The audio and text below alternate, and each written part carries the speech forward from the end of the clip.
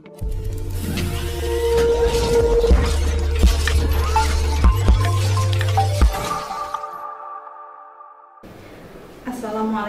warahmatullahi wabarakatuh. Alhamdulillah ya rabbil alamin, wa bihi nasta'in ala umuri dunya waddin, wassalatu wassalamun ala ashrafil anbiya'i wal mursalin wa ala alihi wa sahbihi ajmain. Amma ba'du. Puji syukur kita panjatkan kepada Allah Subhanahu wa taala. Alhamdulillah hari ini kita masih diberikan keimanan dan nikmat Islam, insya Allah, dan semoga kita semua dalam keadaan sehat walafiat. Amin, Allahumma amin. Salawat serta salam marilah kita panjatkan kepada Rasulullah Sallallahu Alaihi Wasallam yang alhamdulillah berkat perjuangan beliau, baginda kita Rasulullah, kita bisa mengenal Islam. Ikhwatillah yang dirahmati oleh Allah, di momen yang bahagia ini yaitu Ramadan, tentu ada satu hal di mana kenikmatan berkumpul bersama keluarga itu adalah kenikmatan yang sangat kita tunggu. Momen berkumpul dengan keluarga ketika sahur, ketika berbuka, itu adalah momen yang dirindukan oleh seorang perantau yang jauh dari kedua orang tuanya. Namun, selama beberapa tahun belakangan, momen itu seolah dibatasi karena ada situasi pandemi yang melanda di negara kita Indonesia, bahkan di dunia. Kurang lebih 3 tahun, pandemi seolah memporak-porandakan suatu hal yang seharusnya terjadi tetapi tidak terjadi. Namun itulah qadarullah yang kita alami saat ini. Adanya aturan regulasi di masa pandemi di tahun 2019, 2020, dan 2021, di mana pemerintah melarang kita untuk melakukan mudik di Lebaran. Padahal momen mudik pada saat Lebaran itu adalah momen yang sangat ditunggu oleh seorang perantauan, khususnya masyarakat di Indonesia. Tetapi momen itu terenggut dengan adanya regulasi yang dikeluarkan. Seorang perantau yang ada di ibu kota ataupun di luar ibu kota, yang dia kesehariannya mencari nafkah, tidak bisa melakukan mudik Lebaran. Nikmat yang hilang, yang sejatinya dirasakan oleh kita sebagai masyarakat Indonesia adalah berkumpul dengan keluarga ketika Lebaran. Namun regulasi itu menjadikan kita harus menghedam keinginan kita demi mencapai kesehatan untuk semua. Dan alhamdulillah tahun ini 2022 aturan itu mulai dilonggarkan oleh pemerintah, dan kita berharap semoga pandemi akan segera berakhir dan momen perkumpulan bersama keluarga kita itu bisa kita nikmati. Ikhwatillah yang dirahmati oleh Allah, perkumpulan keluarga di dunia pun itu begitu nikmat. Apalagi ketika keluarga itu berkumpul di surga. Masya Allah, berkaitan dengan tema hari ini, dapatkah keluarga berkumpul di surga? Keluarga itu adalah orang-orang yang terdiri dari ayah, ibu, anak-anak, di mana mereka memang ditakdirkan oleh Allah terbina hubungannya secara rahim. Berkumpul dengan keluarga adalah salah satu nikmat yang insya Allah bisa kita upayakan ketika di surga. Hal ini sesuai dengan surat Al-Fussilat ayat 31. Bismillahirrahmanirrahim. Walakum fiha ma tastahi anfusakum walakum fiha ma tad'un. Di dalam surga kamu memperoleh segala kenikmatan yang kamu inginkan, dan di dalam surga pun kamu akan memperoleh segala kenikmatan yang kamu minta. Ada poin kenikmatan, di mana kenikmatan di dalam surga itu bisa diminta. Kenikmatan yang kita inginkan bisa diminta. Inilah salah satu balasan untuk orang-orang yang beriman, yang Allah takdirkan dan memang layak untuk masuk surga. Berkaitan dengan tema kita, dapatkah keluarga berkumpul di surga?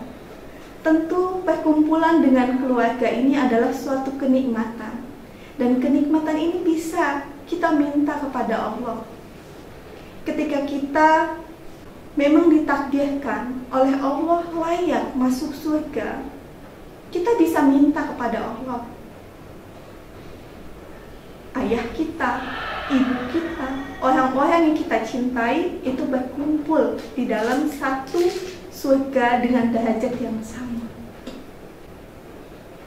Pada surat Al-Hajj ayat 23, Jannatu adni yadkhulunaha wa man salaha min abaihim wa azwajihim wa zurriyatihim, yang artinya surga Adnan, mereka masuk ke dalamnya bersama orang-orang yang soleh dari bapaknya, istri-istrinya, dan anak cucunya.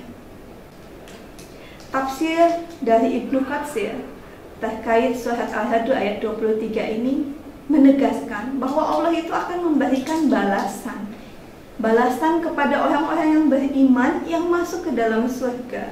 Tadi khususnya adalah surga Adnan, bahwa Allah akan memberikan balasan kepada kita yang memang di dunia mendapatkan nikmat untuk mengajarkan kebaikan kepada keluarganya. Orang tua mengajarkan keimanan, ketakwaan kepada anaknya, dan anaknya melakukan apa yang diajarkan orang tua, sehingga orang tua anak tersebut Allah nyatakan, Allah pilih mereka untuk masuk ke dalam surga. Tetapi levelnya, karena keimanan mereka yang berbeda, sehingga derajat surganya itu ditempatkan berbeda. Tapi inilah hal yang dikaruniakan oleh Allah untuk orang-orang yang beriman. Kita kembali ke Al-Fussilat ayat 31 sebelumnya, bahwa di surga itu kita bisa minta apa yang kita inginkan. Jadi ternyata orang tua dan anak yang Allah takdirkan masuk surga, tetapi memang qadarullah karena level keimanan mereka berbeda, sehingga Allah tempatkan di surga yang tingkatannya berbeda. Tapi Masya Allah, ternyata anak dan orang tua ini bisa saling tarik-menarik, ke tingkatan surga yang sama. Ketika orang tua memiliki level keimanan yang tinggi, sehingga ia ditempatkan di derajat surga yang tinggi, ia dapat menarik anaknya berkumpul dengan orang tuanya di dalam tingkatan derajat surga yang sama, meskipun level keimanannya berbeda. Inilah tafsir Ibnu Katsir mengenai bahwa Allah akan mengumpulkan anak, bapaknya, orang tuanya, cucunya di dalam satu surga. Inilah nikmat ya, balasan untuk orang-orang yang beriman. Allah tempatkan dalam satu surga, meskipun derajat surganya awalnya berbeda, level keimanannya berbeda, tetapi inilah balasan Allah, bisa saling memberikan syafaat satu sama lain. Seorang anak bisa memberikan syafaat kepada orang tuanya. Begitupun sebaliknya, orang tuanya bisa memberikan syafaat kepada anaknya. Tidak hanya itu, ternyata dalam hadis Muslim, seorang anak itu bisa juga memberikan syafaat lewat doa. Karena kita ketahui ya, di dalam hadis tersebut dinyatakan bahwa doa anak yang solehah untuk kedua orang tuanya itu adalah salah satu amalan yang tidak terputus ketika orang tua tersebut sudah meninggal. Dan dalam Ibnu Majah, istighfar seorang anak yang ditujukan kepada orang tuanya itu pun bisa memberikan syafaat kepada orang tuanya agar masuk surga. Masya Allah.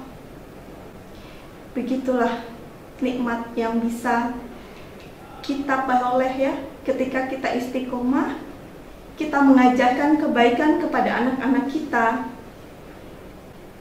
Kita istiqomah dengan penuh keyakinan, ketakwaan, dan dengan penuh harapan bahwa Allah itu akan memilih kita sebagai hamba-hambanya yang memang layak masuk surga. Dan ketika Allah perkenankan anak kita, cucu kita ada di dalam surga, meskipun derajat surganya berbeda, ternyata itu bisa kita minta. Kita disatukan dengan keluarga kita di dalam derajat yang sama surganya. Jadi kita bisa berkumpul dengan orang-orang yang kita cintai. Maka nikmat perkumpulan dengan keluarga itu di dunia saja pun sudah terasa membahagiakan. Apalagi nikmat itu kita bawa ke surga, di mana surga itu adalah tempat segala kenikmatan itu bisa kita peroleh.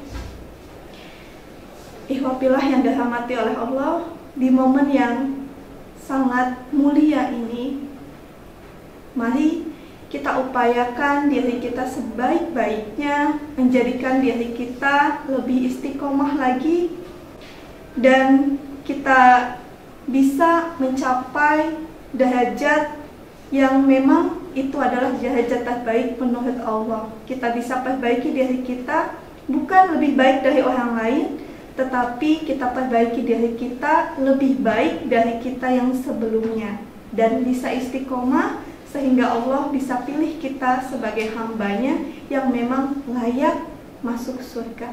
Amin Allahumma amin. Wassalamualaikum warahmatullahi wabarakatuh.